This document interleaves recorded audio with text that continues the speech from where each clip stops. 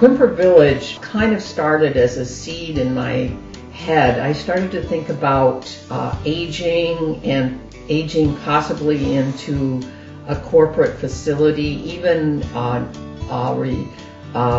retirement home or a nursing home or an assisted living facility. And I decided I didn't like how that felt, and I began talking to people about that. We began by doing a presentation in which 65 people showed up, and to prepare for that presentation we fell upon Durette's handbook, Senior Co-Housing.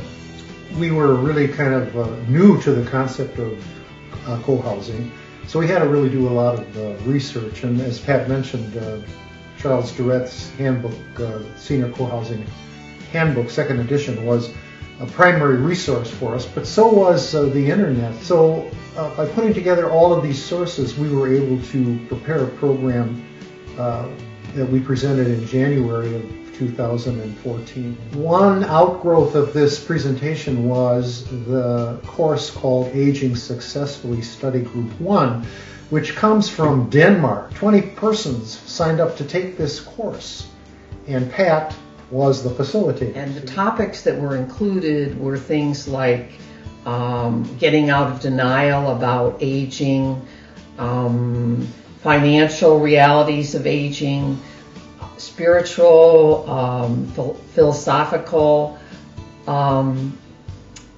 aspects of aging, how we wanted to spend the rest of our lives, and how we want to plan for that. Living in community and co-housing would give us control of our lives. We'd each have our own unit, and but we would have an extension of our space in the common house. We could have craft room, workshop.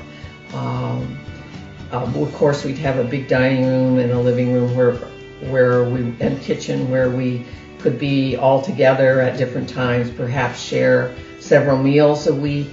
And because we would be older, we would have a different set of priorities than is sometimes in intergenerational co-housing, where younger people are interested in careers and bringing up children. So at the end of the course, there were 8 households that wanted to go forward and hopefully build a co-housing community, which we were going to call Quimper Village. And so, of course, that's not enough households to make it happen.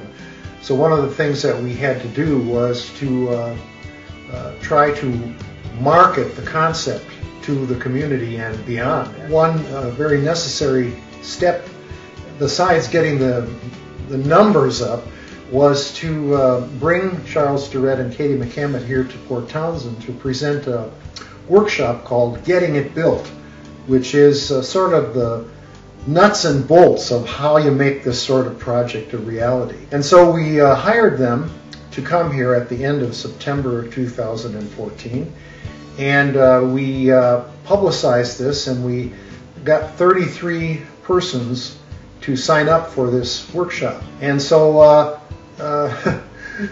we are now at the point where we have over 20 households interested and committed to making the village happen.